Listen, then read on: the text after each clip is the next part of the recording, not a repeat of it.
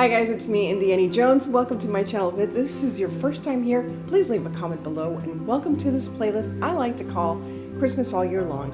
I wanted to create a way that we can celebrate Christmas and themes throughout the year on the 25th of every month. So for this month, we are celebrating family, and my co-host is Connie of Connie's Nails and Creative Creations.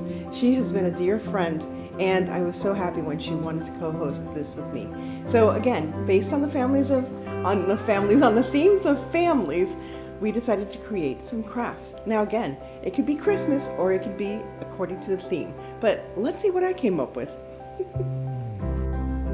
For my first craft, I'm going to use one of those MDF signs. I think this is a summer sign, and using that mist tint, oh, I forgot to put paper underneath, mist tint from Home Depot, which only cost me 50 cents, and it's bare. It's a very light, like fresh green color. I don't know if you can tell that it's green against that white table, against that white, oh, what are they called? You know, paper towels, that's it. And now I'm going to whitewash above it, on top of it actually, with some Plaid folk art paint. And I like the look of it. It antiques it and makes it kind of shaggy chic.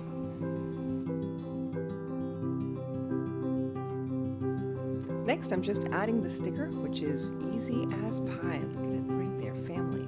It's really pretty. And then all I'm going to do is add some embellishments with some greenery and, of course, some ribbon. And what I did was I took some of this burlap ribbon that they have at the Dollar Tree and intertwined some of that garden green ribbon that I had hanging around. And there you have it, my little family sign. Hope you like it. For my next craft, I decided that I was going to make a small Christmas ornament, and basically it's going to be a suitcase. So I'm using this lemonade box from the Dollar Tree and this faux leather I also got from the Dollar Tree. Now normally you'd use this for a Cricut machine, but I don't have a Cricut machine, so I'm just going to use it now. And yes, that's going to be the leather for my little suitcase. I just thought it would be so cute to hang this on a Christmas tree. And I don't know, just to commemorate the fact that my family came from Cuba in the 60s, in 1966. I was born a few years later, but they were on the freedom flights from Cuba. If you don't know anything about Cuba's history, Cuba had a revolution, and Castro became its dictator leader. They became communist, and sadly because of that, a lot of families immigrated from Cuba to the United States. And what they thought was only going to be maybe a few years until they would be able to return to their, native country. Actually, it's been more than 5 decades now, and it seems like things aren't going to change, sadly. But there are still waves of Cuban refugees that continue coming to the United States. I'm very proud to be American. I'm very proud that my family, my mom and my dad, decided to stand up against communism and take a chance and lose everything, basically coming over with nothing but maybe a small suitcase, if that. I know my mom, for example, had to smuggle in some of her wedding pictures, wedding photos, because you weren't allowed to just, take anything. She smuggled her wedding photos in the folds of her dress. She had one of those big dresses, so between the lining of her dress and the outer fabric, they slipped in the photographs, and she was able to bring them from Cuba. It's very sad. There's been so many families that have been torn apart because of this, and so many people have not been able to see each other for so many years. I personally have not gone to Cuba, even though there's some people that have traveled to Cuba as tourists. I would just feel uncomfortable. I'll show you examples of Cuba in the 1950s and how Cuba looks now. It's truly, truly sad. Again, Cuba was once known as the Pearl of the Antilles. It was very modernized. They followed all of the American trends. It was one of the American hotspots for travel and tourism back in the 50s. And I'm sure you guys all know, one of those famous Cubans, I guess. One of the first famous Cubans was Ricky Ricardo. And Desi Arnaz and Lucille Ball. Actually, Lucille Ball started Desi Lou Productions because when she first came up with the whole storyline of, you know, how they met and their marriage, it was banned. A lot of the TV stations wouldn't want to show it because they were an interracial couple. So she created Dazzled Productions, and thank goodness for that, because I think I Love Lucy is one of the most beloved TV shows ever in the history of TV. So as you can see, I'm just adding embellishments. I'm adding some of the black trim, and I also added some of these stickers that look like metal, just to make some closures and you know, like a key lock or a lock for the suitcase.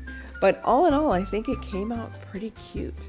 So I hope you enjoyed this, and I hope you enjoyed listening to me talking about my family's heritage. Thanks.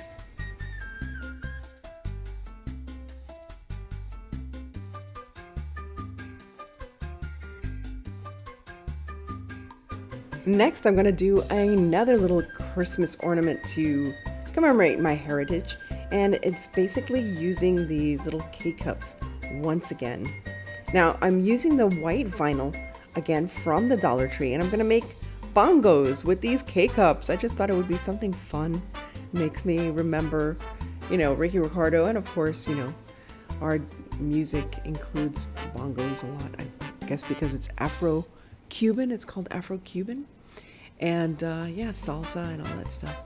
So I just put on the white vinyl as the top of the drums, and now I'm going to add this brown vinyl as the trim, and I think it's gonna look cute. Now, I did make a mistake because of course both of our nations, the American and the Cuban flag, are red, white, and blue. However, the Cuban flag has blue stripes and not red stripes, and a red background, I mean a blue background.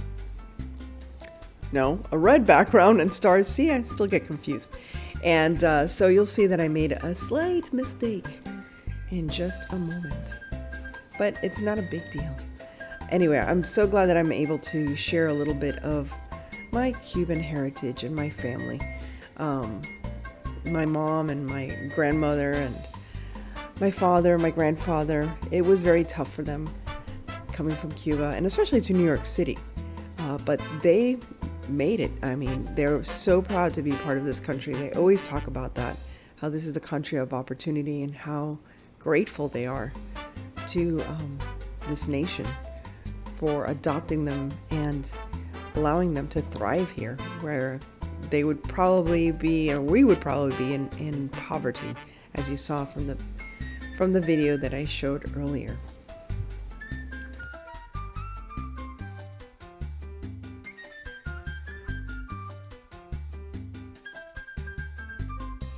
So this is the exact moment where I realized I painted things incorrectly, and I'm taking off the extra blue and just making the blue stripes instead.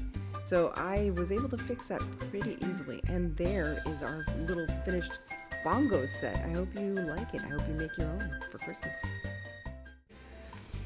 Well, you know how I love miniatures, so I have to say this was my favorite little craft, and I love the thought that this is going to be on my Christmas tree to commemorate the travel and the journey that my family took from Cuba to come here to the United States to give me, and you know, as a result, my children a better life. I want to thank Connie once again for being such a sweet friend and for co-hosting this challenge.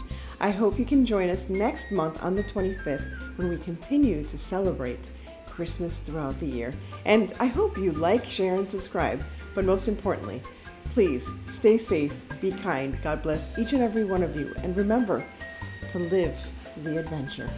Bye guys, see you soon.